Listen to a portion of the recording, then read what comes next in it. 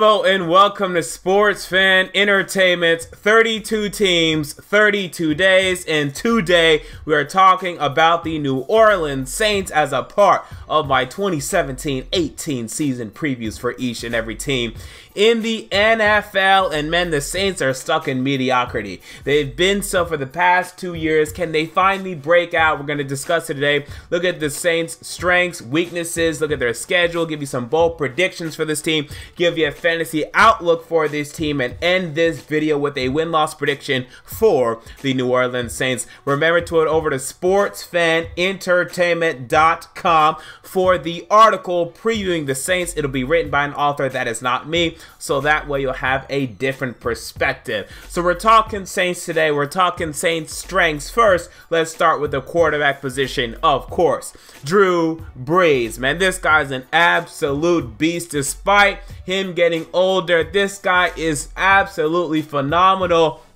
It's unfortunate, though, that he can never have a damn defense, or at least he hasn't had a defense in quite a while, but still, this guy's putting up huge numbers. He's a lock to throw over 30 touchdowns every year. If he plays 16 games, which he normally does, he's a lock to throw for over 4,800 passing yards, and it's more likely than not he'll throw for over 5,000 passing yards. I mean, can you believe that? For a quarterback, it's more likely than not that he'll throw for over 5,000 yards. Incredible, Mr. Brees. How about the other strengths on this football team? Let's look at the wide receivers for this football team. And yes, they traded away Brandon Cooks, but it was because they could afford to trade away Brandon Cooks. Last year, the Saints took Michael Thomas, and I'm so upset because I wanted the Tennessee Titans, my favorite team, to take him because, man, this guy's a beast. Over 1,100 receiving yards in his rookie year, and he's going to get even better. I expect big things from Michael Thomas. They signed Ted Ginn, formerly of the Carolina Panthers, and he can have issues with drops, but he's definitely a guy that can take the top off the defense, and he's been looking good in training camp. And as your number 3 wide receiver, you have Willie Snead. I mean, this guy would be the number 1 wide receiver for the New York Jets. I mean, this is a nice number 3 wide receiver right here in New Orleans. And by the way, I'm saying that Snead is the number 3 because recent reports out of Saints training camp is that Ted Ginn is starting opposite of Michael Thomas. But regardless, Willie Snead as a number 3 wide receiver, that's a really good number 3 wide receiver. And oh, by the way, you still have Brandon Coleman, who we have seen come into the game and make an impact. He's not a great wide receiver, but he's a nice weapon to have. The wide receivers are definitely a strength in New Orleans. How about the running backs in New Orleans? Okay, we have a 3-headed monster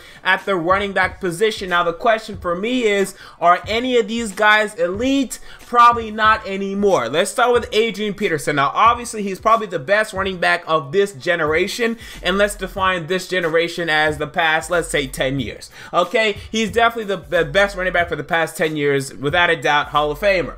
But, I mean, come on, he's getting older. Last season, didn't play much, only played about 2 games, and he didn't do anything, man. He couldn't get yards.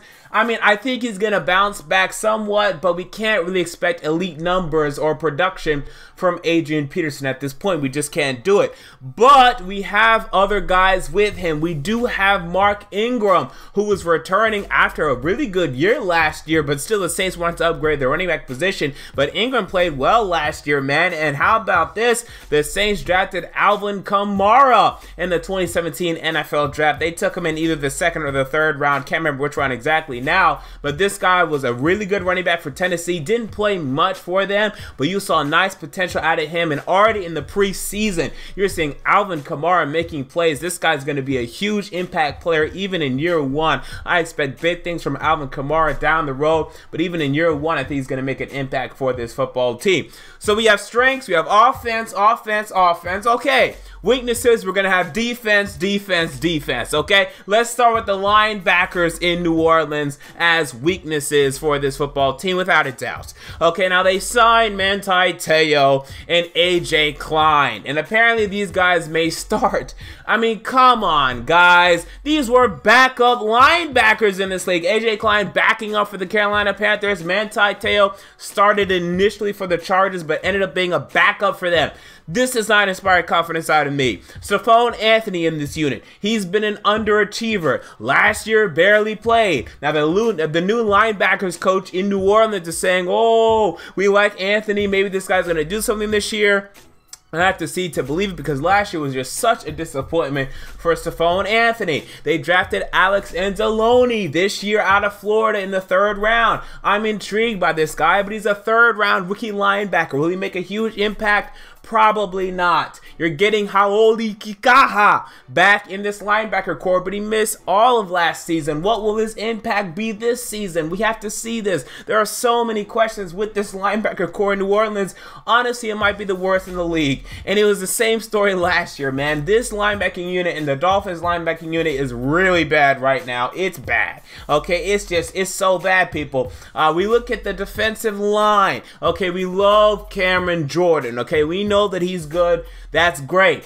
But man, Nick Fairley, this guy may never play again. He has an enlarged heart. Okay, he just signed a 4-year deal with the Saints, and now he may not play. I never understood why teams were only giving Fairley 1-year contracts. Now I understand why, because his heart was an issue. They knew that. I didn't know that, and now he may not play again. So we're losing him on the defensive line. We did draft Sheldon Rankins last year in New Orleans. Okay, was he great his rookie year? No, but he did miss the first month. He did miss training camp, so perhaps with a training camp under him, perhaps with more practice, he'll be more impactful this upcoming year.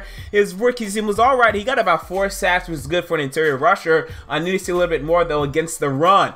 We look at the other guys for this unit. Tony McDaniel for the defensive tackles. I mean, he's not great. David Onyemata, same thing. Tyler Davison, one of the worst in the league to me. Just rarely makes an impact. The other edge rushers for this unit, don't love these guys. Daryl Tapp. You look at Jason Jones, Alex Okafor, Nathan Stupper. You know, the guys here aren't great. You have some intriguing guys. You drafted Al-Quadin Muhammad and Trey Hendrickson. And, you know, Haoli Kikaha will come down and edge rush a bit. But you don't love this unit to me. The defensive line is just so uninspiring. We don't trust any of these guys, or at least I don't, outside of Cameron Jordan. I do not love the defensive line in New Orleans. And we have another weakness in the cornerbacks. And I was actually intrigued and encouraged by the cornerbacks back in like June or July.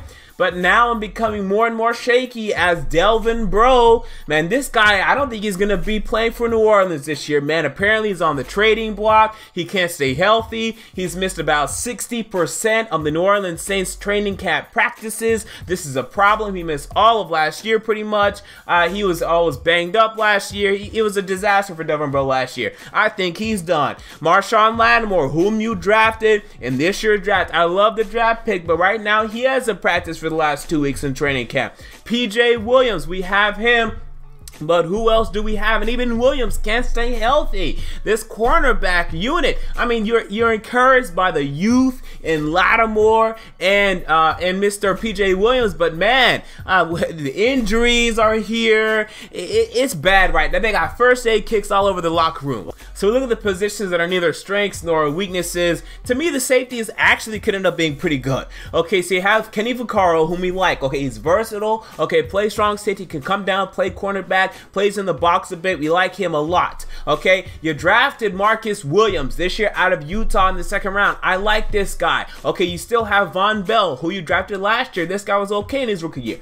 I like this safeties in New Orleans. Okay, so that's the one unit defensively that is really actually good right now. Maybe the cornerbacks end up being good. The linebackers, I say no way. And then the defensive line, maybe. Okay, but the safeties, they're definitely good right now. Tight ends, you know, I could have said weakness. I'm not a big Coby Fleener fan. I know he ended up with about 600 something receiving yards last year. I think that's just because Drew Brees just throws to him so often. And, you know, if Coby Fleener was on the Jacksonville Jaguars, I mean, come on, we wouldn't care about this guy. I don't think he's very good. Drops a lot of passes, not a very pristine route runner. He has issues, not a great blocker. You know, Coby Fleener, he's so uninspiring at this point. But I let it slide today because you're still going to get 600 receiving yards out of Coby Fleener. Okay, so to me, that's not a big weakness if you're getting 600 receiving yards from your tight end.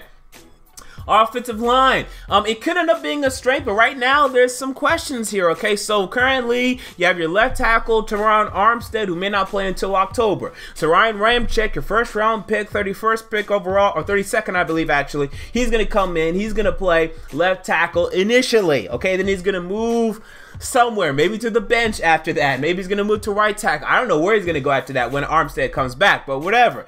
Okay, so Armstead missing the first month. Andres Pete at left guard. Okay, he's actually found a spot where he's not terrible on the offensive line, so we'll see how he develops there. Max Unger, he should be back week 1. In fact, he may be back like week 3 of the preseason, but he's having some injury problems right now. You signed Larry Warford. Okay, I like this guy, formerly of the Detroit Lions. Okay, I like that. Zach Strief, right tackle. He's very good. One of the best right tackles in the NFL. He may retire soon, but that's why you drafted Ryan Ramczyk. So we'll see. You know, the offensive line should be good, but right now, with Armstead's injury and Pete, I want to see how he looks at left guard again. I can't say it's the strength of this football team quite yet.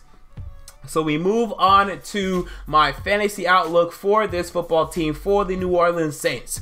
Drew Brees, 5,000 passing yards exactly, 34 touchdowns to 14 interceptions. So touchdowns go down, interceptions I believe go down. I think he had 15 last year, and passing yards I think they also went down just a little bit. I think the wide receiver core is a little worse. You know, again, I think you did fine because you got Ted Ginn in there and Michael Thomas. His production will increase, but losing Cooks does hurt his stats a little bit, I think. So this is still great numbers, though. I mean, this is still obviously, like, at worst, quarterback, what, 4 or 5? So, or maybe even quarterback 3 or 2. So take Drew Brees. So running back Adrian Peterson, I have him down for 190 carries, 760 yards, and 5 touchdowns.